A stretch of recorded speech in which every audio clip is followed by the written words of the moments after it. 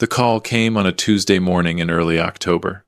I was sitting in my sunroom overlooking the Fraser River, watching the salmon boats return to port, when my phone buzzed with a number I didn't recognize. Vancouver area code, but unfamiliar. Mr. Harrison, this is Jennifer Wu from Pacific Trust Bank. I'm calling about a safety deposit box registered to your late wife, Eleanor Harrison. My coffee cup stopped halfway to my lips. Eleanor had been gone for 3 years. Ovarian cancer. 8 months from diagnosis to the end.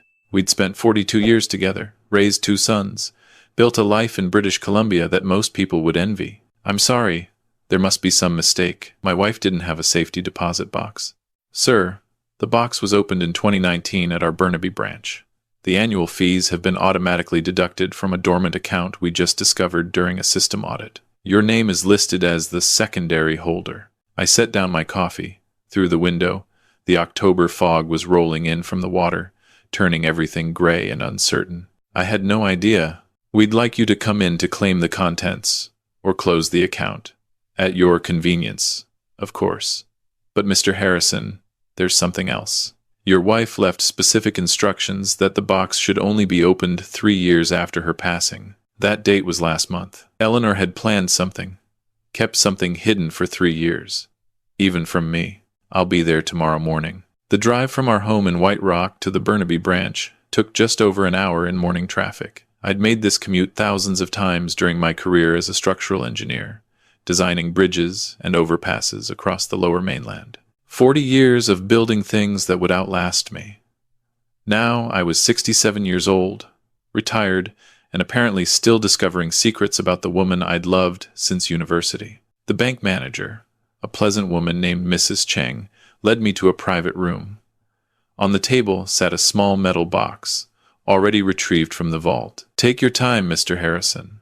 I'll be outside if you need anything. Inside the box, I found a USB drive and a sealed envelope with Eleanor's handwriting on the front. Just my name, Harold. Nothing else. I opened the envelope first. A single page, dated 6 weeks before she died. My dearest Harold, if you're reading this, 3 years have passed. I hope the time has helped. I hope you found some peace. But I need to tell you something I couldn't say while I was alive. Something I was too weak and too sick to face. 2 months before I wrote this letter, I was in the hospital for my 3rd round of chemotherapy. The boys thought I was sleeping. The morphine usually knocked me out.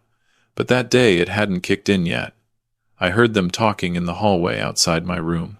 What I heard broke my heart, Harold, and it terrified me for you. The USB drive has the rest. I recorded everything I could remember while I still had the strength. Please believe me. Please protect yourself. I love you. I'm sorry I wasn't brave enough to tell you in person. Forever yours, Eleanor. My hands trembled as I pulled out my laptop and inserted the USB drive. A video file. Eleanor's face appeared on screen, pale and thin, sitting in the hospital bed I remembered so vividly. The date stamp showed July 14th, 3 years ago. Harold, my love, I'm recording this because I don't think I can say it to your face. You love those boys so much. You've always seen the best in them. But I need you to see the truth. She paused, gathering strength. Even through the screen, I could see how much effort it took. I was pretending to sleep when I heard Michael and Kevin in the hallway. Michael said, "How much longer do you think she has?" Kevin answered, "Maybe 2 months. Then we can finally work on Dad." Eleanor's eyes filled with tears on the screen. "They were planning, Harold. They've been planning since I got sick. Michael wants you to invest in his restaurant franchise. I had my friend Patricia look into it. There's no franchise agreement. The company he claims to represent doesn't exist. It's a scam." She coughed, took a sip of water. "Kevin has gambling debts. I found the statements when I was looking for his health card to add to my hospital paperwork.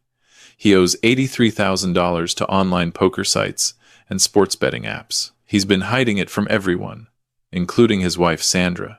I paused the video. $83,000.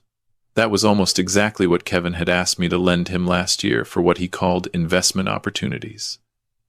I'd given him $60,000. He said he'd pay it back within 6 months.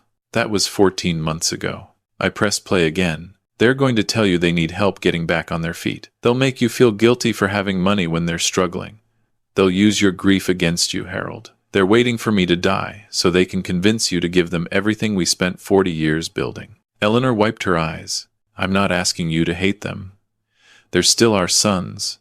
But please, please be careful. Don't let them destroy what we built. Don't let them take advantage of your kindness. She reached toward the camera. I love you. I'll always love you. Protect yourself, my darling. That's the last thing I can do for you. The video ended. I sat in that bank room for 20 minutes, staring at the frozen final frame of my wife's face. 3 years. 3 years of both sons living in properties I owned. Michael in the basement suite of our White Rock house since Eleanor's funeral. Kevin and Sandra in the laneway house I'd built on the back of our property 2 years ago. Neither paid rent. Both came to me regularly with requests. Car repairs, medical bills, credit card debt, business opportunities. Everything Eleanor had predicted. Everything had happened exactly as she warned. I called my estate lawyer that afternoon, Robert Fraser. We'd worked together for 25 years. Robert, I need to meet with you today. It's urgent. Harold, is everything all right? No, but it will be. Do you know a good private investigator? He was quiet for a moment. I know someone. Former RCMP. Very discreet. What's happened? Eleanor left me a warning from beyond the grave, and I need to find out if she was right. The investigator's name was David Blackwood. Mid-50s, gray beard, the kind of calm demeanor that suggested he'd seen everything and was no longer surprised by human behavior. We met at a Tim Hortons in Surrey, far from White Rock where someone might recognize me. I've done preliminary research, he said, sliding a folder across the table. Your son's digital footprints tell an interesting story. He opened the folder. Inside were printouts, screenshots, financial records, Michael's restaurant franchise, Pacific Coast Kitchen Concepts. The website looks professional, claims partnerships with 3 existing restaurant chains, but there's no corporate registration in British Columbia, no federal business number, no franchise disclosure document, which is legally required in Ontario and Alberta. The address listed is a virtual office in Richmond. Completely fake? Completely fake. He's been showing this to potential investors for 2 years. According to my sources, he's collected approximately $180,000 from various people, including your former colleague, Gerald Thompson. Gerald. We'd worked together at the engineering firm for 15 years. He'd mentioned investing in a restaurant concept last year. I felt sick. What about Kevin? Blackwood turned to the next page. This is worse. He has accounts with 5 online gambling platforms. Total debt across all platforms, $83,400. The number matched Eleanor's letter almost exactly. She'd known. She'd documented it. There's also a line of credit in his name for $45,000, secured against the laneway house. Your laneway house. What? He forged your signature on the guarantee. The bank approved it based on property value. He's 3 months behind on payments. I stared at the documents. My son had committed fraud. Against me. Against the bank. Using property Eleanor and I had built together. I want to install surveillance, Blackwood said. Audio recording devices in the common areas of your home. Legal in BC as long as one party consents, and you're that party. I have a feeling if we listen, we'll hear something useful. I thought about Eleanor's video, about 3 years of being used, about my own home becoming a staging ground for financial exploitation. Do it. The devices were installed on a Saturday when both boys were out. Blackwood's team worked quickly, professionally. Smoke detectors, a clock radio in the kitchen, a picture frame in the living room. 6 devices total, all feeding to an encrypted cloud server. For 4 days, nothing remarkable. Normal conversation, television. Michael's girlfriend Vanessa laughing at something. Kevin arguing with Sandra about groceries. Then, on the 5th evening, I was in my home office, reviewing the day's recordings, when I heard Michael's voice from the living room. I'm telling you, Kevin, we can keep this going another 2 years easily. Maybe 3 if we play it smart. Kevin's voice. As long as Sandra keeps him thinking we're saving for our own place, he actually believes we're putting money aside. Michael laughed. Dad's always been naive about family. Mom was the one who watched the money. Now that she's gone, it's like taking candy from a baby. I sat frozen, headphones on, recording playing. Vanessa's voice joined in. When are you going to ask him about the franchise money again? Soon, but not yet. The trick is making him think it's his idea to help. I'll mention some opportunity is closing. Create urgency. He'll offer. Kevin spoke again. The real money is the house and the investments. What's he worth now? 2.8 million? Something like that. Plus the pension. Once he's gone, it splits between us. But if we can get extra now, that's gravy. 60,000 for my franchise pitch. Another 40 for your investment opportunity. That's 100,000 on top of the inheritance. What if he remarries? Sandra asked. He won't, Vanessa said confidently. Still too devoted to Eleanor's memory. That works perfectly for us. No new wife means no one else getting written into the will. Michael again. Mom almost figured it out, you know. Near the end, I think she suspected something. Good thing she was too sick to do anything about it. I removed the headphones. My office felt smaller. Through the window, rain was starting to fall, streaking down the glass like tears. Eleanor hadn't been too sick. She'd been planning, warning me, preparing weapons from beyond the grave. The next morning, I called Robert Fraser. I have everything I need. Audio recordings, financial evidence, Eleanor's video. I want to create an irrevocable trust, and I want to begin eviction proceedings for both residences. Robert was quiet for a moment. Harold, you understand what this means. Your relationship with your sons will be permanently damaged. They damaged it themselves. I'm just acknowledging reality. Irrevocable trust creation typically takes 3 to 4 weeks. I can expedite to 2. Eviction for family members without a lease requires 60 days notice in BC. And given the circumstances, I'd recommend we also report Kevin's fraud to the police. Do all of it. And Harold, I think we should also send a report to the BC Securities Commission about Michael's investment scheme. What he's doing constitutes securities fraud. Do that too. Everything by the book. Everything legal. I want them to understand that actions have consequences. The trust documents arrived by courier 12 days later. I spent an evening reviewing every page. My home in White Rock transferred to professional trust management. My investment accounts protected. My pension secured. Upon my death, everything distributed according to my exact instructions.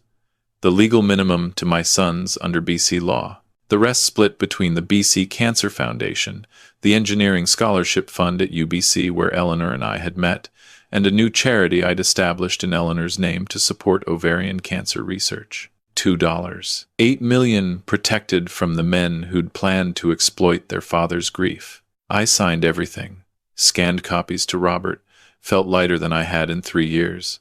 The eviction notices were prepared for both properties. Formal legal documents. 60 days to vacate. No negotiation. I chose a Sunday evening to serve them. Family dinner, I called it. First one since Eleanor died. Michael and Kevin both seemed pleased when I suggested it. Probably thought I was finally ready to open my wallet wider. They arrived at 6. Michael with Vanessa, Kevin with Sandra. I'd prepared a simple meal. Salmon from the Fraser River, roasted vegetables, salad.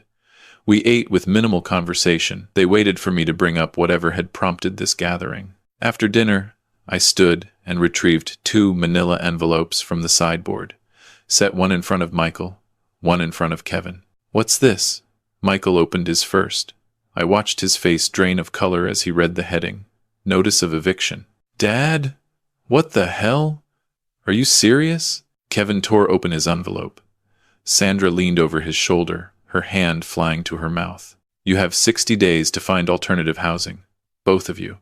The basement suite and the laneway house are my property. You've been living here without leases, without paying rent.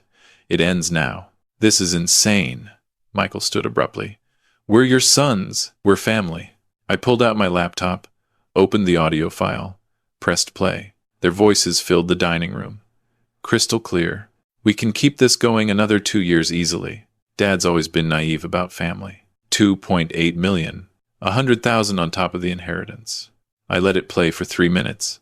Watched their faces. Michael went from red to white.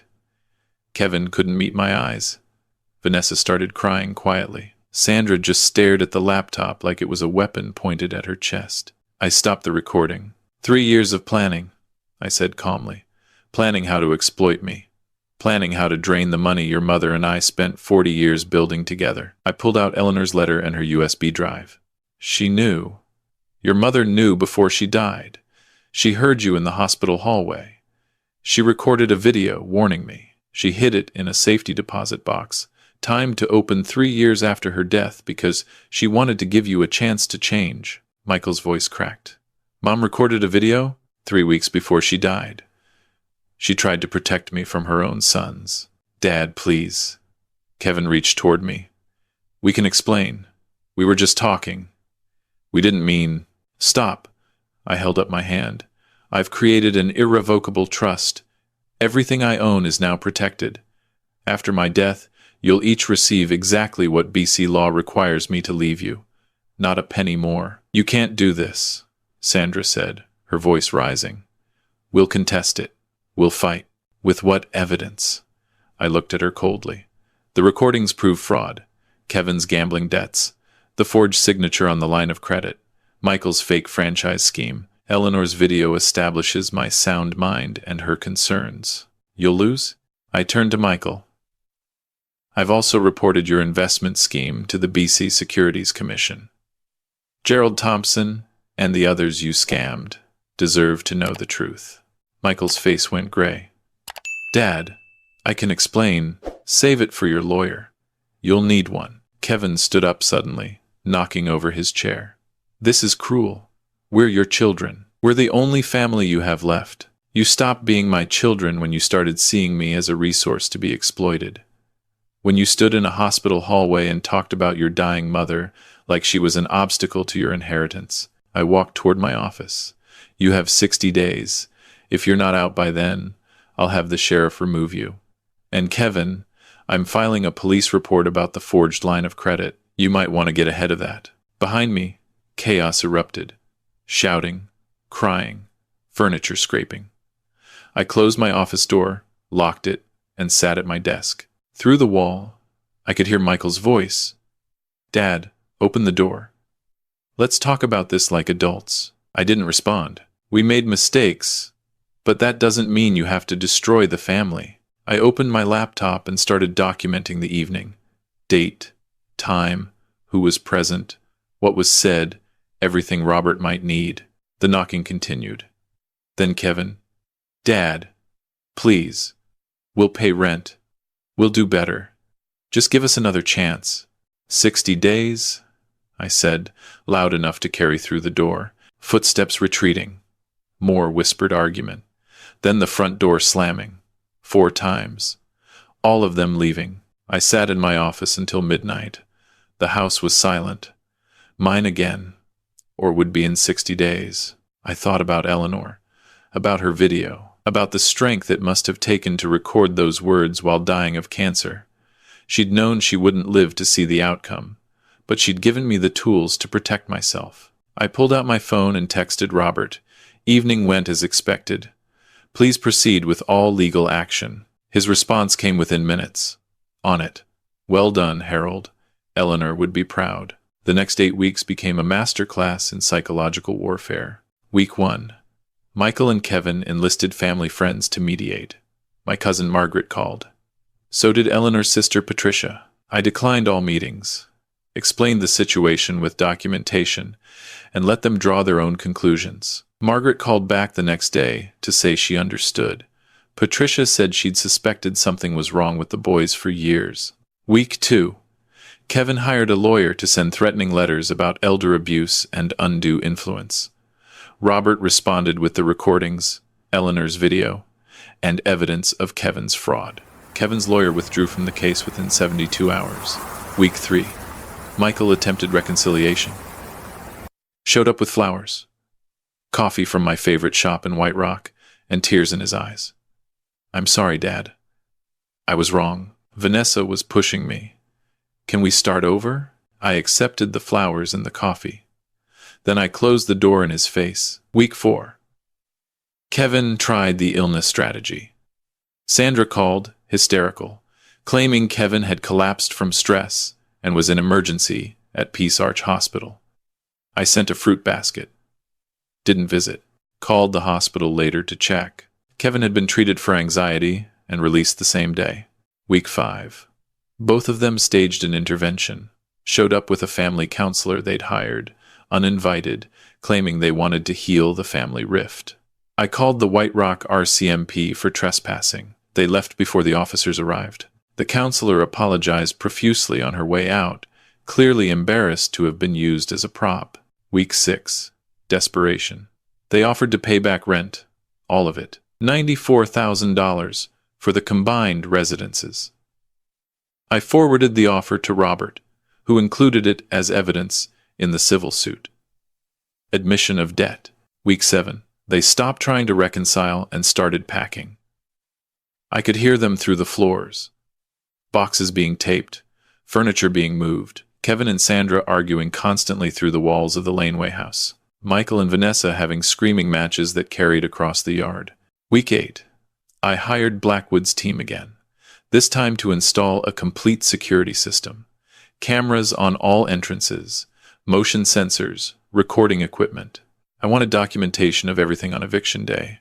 The 60th day arrived on a cold December morning. Snow on the mountains, frost on the grass. I arranged for Robert and 2 RCMP officers to meet me at 9 o'clock. Official, legal, final. Constable Morrison knocked on the basement suite door. Michael answered in sweatpants and an unwashed t-shirt. Behind him, the suite looked half-packed, boxes everywhere. Vanessa nowhere in sight. Sir, this is a formal eviction. You have until noon to remove all personal belongings. After that, anything remaining becomes abandoned property. We need more time, Michael said flatly. You've had 60 days. Noon is generous. At the laneway house, Kevin opened the door before Morrison could knock, resignation written across his face. Sandra stood behind him with her arms crossed. I know, Kevin said. We're leaving. By noon, Morrison confirmed. I watched from my kitchen window as they loaded a U-Haul truck. Slow movements, defeated body language.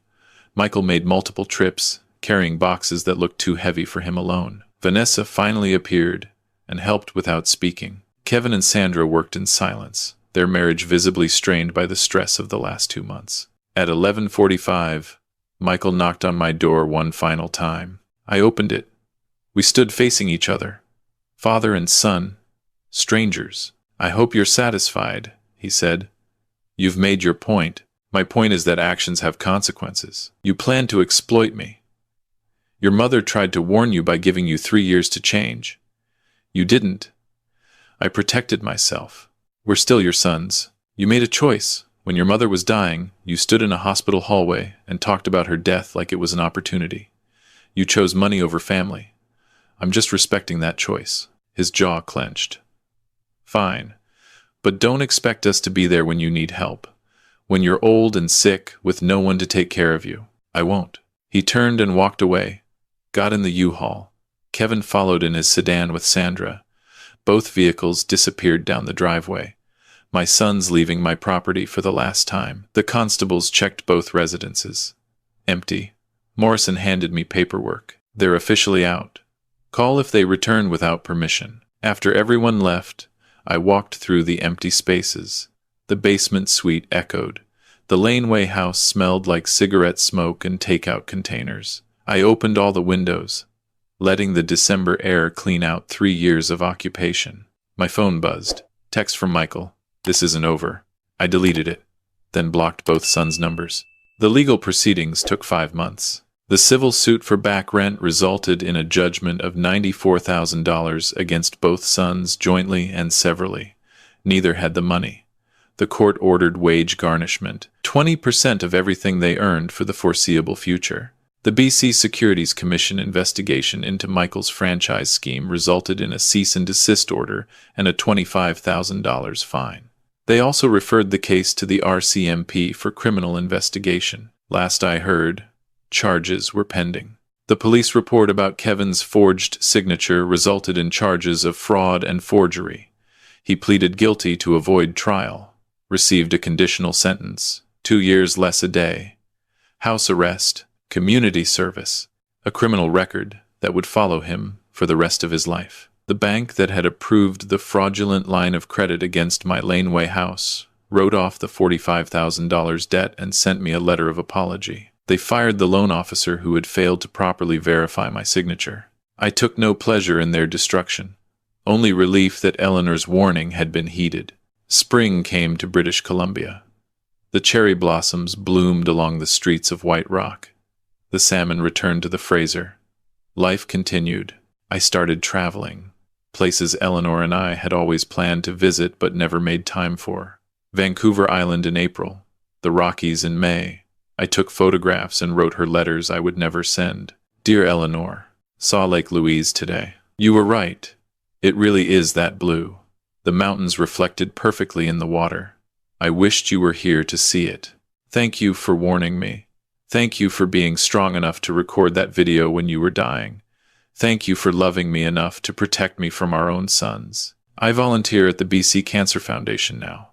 Every Tuesday and Thursday, help families navigate the medical system. Sit with patients during chemotherapy. Simple work, meaningful work. The kind of thing you would have done. I sold the house in July. Too large for one person. Too many memories of sons who had betrayed everything it represented. Bought a smaller place in Tissawasan. 3 bedrooms, view of the water, everything I need. The trust remained intact. Cancer research. Engineering scholarships at UBC. The Eleanor Harrison Foundation for Ovarian Cancer Awareness. Legacy building instead of legacy protecting. On what would have been our 45th anniversary, I visited Eleanor's grave at the Ocean View Cemetery, brought her favorite flowers, daffodils. Sat on the bench beside her headstone. You were right about everything, I said aloud. They were planning it. They were waiting for you to die, but I stopped them.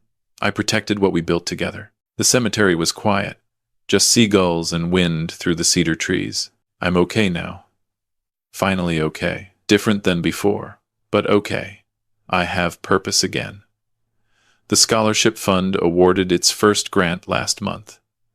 A young woman from Surrey, first-generation university student, wants to be a structural engineer like me. She reminded me of you when we first met. I pulled out her letter, now laminated and carried in my wallet. Read it one more time. Thank you for being stronger than me, I whispered. Thank you for the warning. Driving home, I passed a coffee shop on Marine Drive. On impulse, I pulled in. Ordered Eleanor's drink, Earl Grey tea with milk and honey. Sat by the window, watching people pass. An elderly couple walked by, holding hands. Young family with a double stroller, businesswoman on her phone. Normal people, living normal lives. Mine wasn't normal anymore, but it was mine. Protected, honest, free from the exploitation my sons had planned. That evening, my new lawyer called. Different firm, fresh start. Mr. Harrison, the scholarship applications are in. 43 applicants this year. The committee wants your input on the finalists. Send them over. I'd be honored. After we hung up, I opened my laptop. 43 students who needed help pursuing careers in engineering and healthcare. 43 chances to honor Eleanor's memory the right way. Not by enabling entitled children who saw their parents as ATM machines. By helping strangers who valued education and hard work and opportunity. I thought about Michael and Kevin. Wondered briefly where they'd ended up. Then stopped wondering. Their choices. Their consequences. Their lives to live. Mine was here. Small house by the water. Volunteer work. Travel. Scholarship committees. Coffee shops, where I could order Eleanor's tea and remember the woman who loved me enough to save me from beyond the grave. Peace. Hard-won peace. Purchased at the price of family relationships that had been transactional from the start. Worth it. Completely worth it. Before bed, I wrote in the journal I'd started keeping. Document everything. Robert had advised. Good practice for legal protection and personal processing. Today marks 1 year since eviction day. The house sold, the trust secured, the scholarships funded, the lawsuits concluded, The sun's gone. Eleanor's warning followed. Her memory honored. Her love vindicated. No regrets. I closed the journal and turned off the light. Outside, the Pacific Ocean murmured in the darkness. Familiar sounds. Peaceful sounds. The sounds of a life reclaimed,